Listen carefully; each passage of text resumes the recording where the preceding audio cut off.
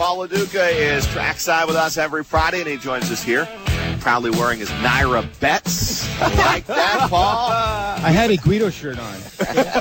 So, no exaggeration, I go back to my hotel, and they change my room key every 2 weeks, and I go in there, and I go, I got to go to a meeting. I literally had a Guido shirt on. So, yeah, I threw on a NYRA bet shirt over. It's like 10 sizes too big, but I'm walking around. Man. I didn't want to walk around like I look like I'm a Jersey Shore.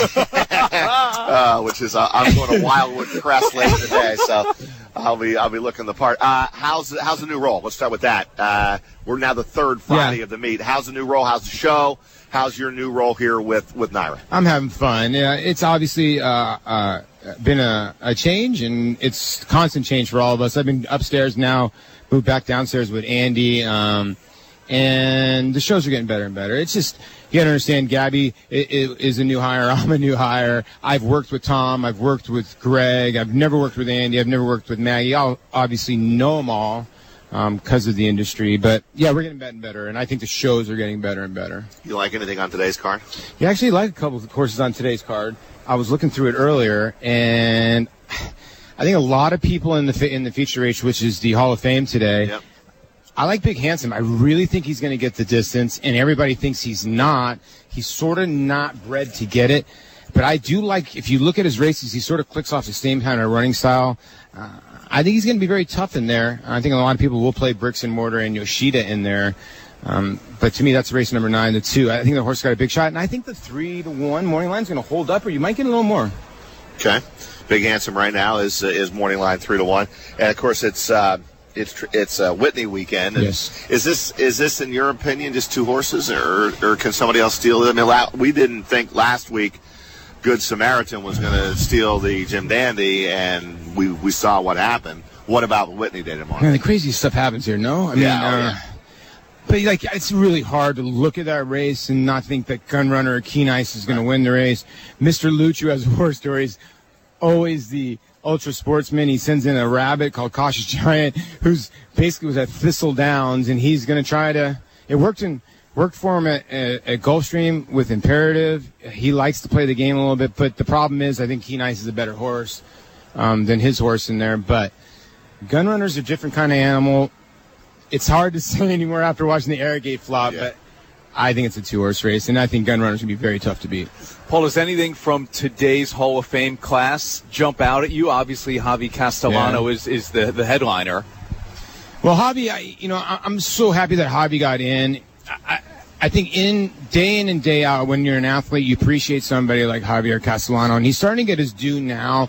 But I think a lot of people forget that he's not afraid to get on the $20,000 claimer. He's not afraid to get on the $20,000 maiden claimer in the last, where a lot of the big boys don't do that anymore. And Javier's 39. He's not a spring chicken anymore, but he's in great shape. He looks young. He's just always energetic, but so well prepared. I'm so glad that he got in, and he deserves it. Obviously, Victor with all of his Derby wins. Garrett Gomez was somebody that was close to me in heart. I watched him ride in Arizona. He started at Rio Leo Downs in Tucson, and he was one of the best finishing riders in the world. And it was a shame. A guy who fought demons a lot of his career, or most of his career, was able to still do what he did through that. And obviously, I'll never forget him getting booed at Churchill Downs because he beat Zenyatta with Blaine. And I remember Garrett getting off the horse going, "This is crazy," but a phenomenal talent, and the rest of the people that are going in as well. Yeah, I mean, he won 13 Breeders' Cup races. Yeah, phenomenal. He was one of those guys. If he was next to you at the top of the lane, you were beat. He was just that strong. He could lift the horse across the wire. He really could. Yeah, Gomez, Victor Espinoza, Javier Castellano, our colleague Ashley Miller covering that. This morning, Chris, you'll be anchoring the 6 tonight. We'll have complete coverage of the National Museum of Racing and all of the Hall of Fame inductees. Just one horse, Goldakova. I mean, special horse for me. I got to watch her. I mean, that's cool to me. Like, when I got into this game, I didn't think I'd still be here, to be honest with you. At this stage, 9 years, 10 years later, I'm still on air. I'm starting to see horses that I watched. go in the Hall of Fame, which is cool for me. Like, you see horses that you watch. Like, Ali Sheba is one of my favorite horses, but I never got to watch live. I get to watch Golakova live like 3 times, which is really cool. Got to go back to the barn to see her. Freddie had very kind, let me go back there. He was a little superstitious with her. But, I mean, she was dynamite. I mean, so it was really cool to see her go in the Hall of Fame, and I think you're going to see her babies go on to be some great horses, too. Paul Lo Duca with us every Friday on Big Board Sports. What'd you make of the Jim Dandy, and now what do you make moving forward of this Travers field? Is it a little bit cloudy right now? What the heck's going to happen here? We thought maybe we'd get the Always Dreaming and Cloud Computing in there now with their performances. Maybe not. And Haskell didn't go exactly according to plan. All of a sudden the Travers is not anything locked right yet. It's a crazy scenario. You go back, and if you go right before those races, you tell me Always Dreaming and Cloud Computing. Yep. In the Jim Dandy. Then go to Irish Warcry and Timeline in the Haskell. And you're going to tell me they ran completely off the board, all 4 of the horses. And then you're going to tell me Cloud Computing run last against a maiden. And the maiden almost beat Always Dreaming, the Kentucky Derby winner that just broke his maiden. I know the horse is talented for Doug O'Neill. But, yeah, I mean, it throws the 3-year-old wrench into anything. I mean, and the crazy part is Always Dreaming is still the horse of the year, I think, for 3-year-olds because he's the only horse that has 2 Grade 1 wins. He's got the Florida Derby. He's got the Kentucky Derby. I'm trying to make my case for a couple other horses, one being the Doug O'Neill runner, IRAP. I think what it does do, we're going to get a loaded Travers field. I think you might get 10 to 12 horses because I think a lot of people are going to think, okay, who wins this race is going to be the 3-year-old champion. And you have horses like IRAP who are now starting to win races and is progressing a little bit. What happens to Irish Warcry? Do they come back here? What happens? Do we see Always Dreaming again? Let's be honest. Do we see Cloud Computing in the Travers? A lot of those guys were saying they're setting themselves up for the Travers with the Jim Dandy, but when you run like that, you start questioning yourself. So we often always think, like American Pharoah 2 years ago, like NYRA had to cap attendance because it was just going to be off the charts. It sounds like the way this Travers might set up, the uncertainty that's attached to it might draw big crowd as well, just because we don't know what we're going to see, and yet at the same time, you may end up seeing the 3-year-old champion of the year. Yeah, it's going to be a great betting race, right? You make a great point. It's going to be the closest thing to the Derby. It really is, and it's obviously called the Summer Derby. But sometimes you don't get that. Right. You had American Pharoah here, and Keen Ice upset him. And usually it's the favorites here and there. I think this is going to be like a Derby betting field, 12 horses in.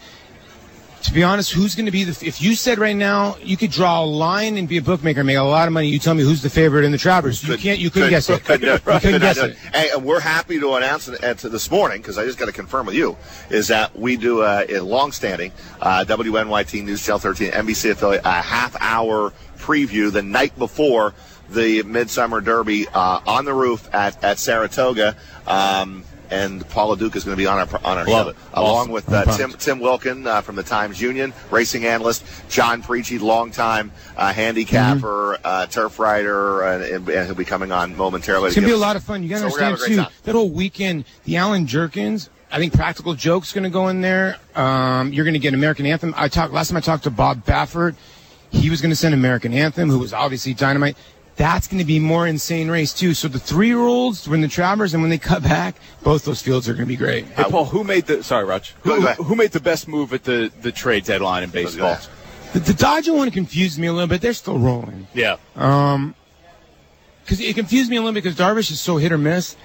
But I think that's a great move for them because even though there's interleague now, the National League hasn't seen a lot of them, so I think they can get away with them for 2-3 months. I know the Yankees have lost 3 in a row, but they only came back.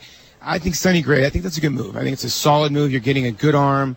It's tough to say who made the best move. I don't really think anybody made an impactful move where it would vault them. The Yankees made enough moves. Like I said the last time I was here, they had plenty of offense. Yep. They're going to score runs. The problem's going to be, can they get anybody out? We always shake our heads at these young guys. I mean, look at Rafael Devers in Boston. He's 20 years old. Unbelievable. Well, here's the thing. A lot of these kids now, you got to take gambles with these guys, Roger.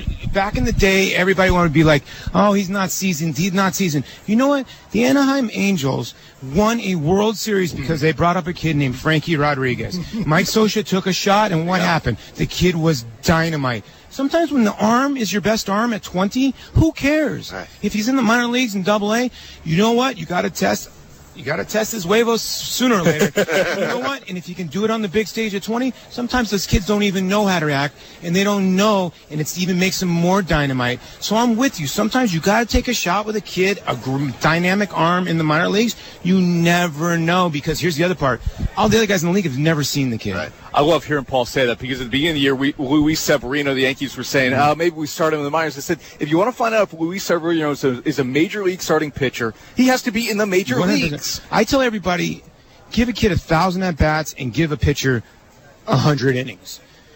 It's too much of a sample. A lot of times, I mean, because I was a guy that was up and down like 6 to 7 times one year, and when you're getting 4 at-bats every 2 weeks, you can't judge a kid. Let the kid throw like you're saying. Let him go.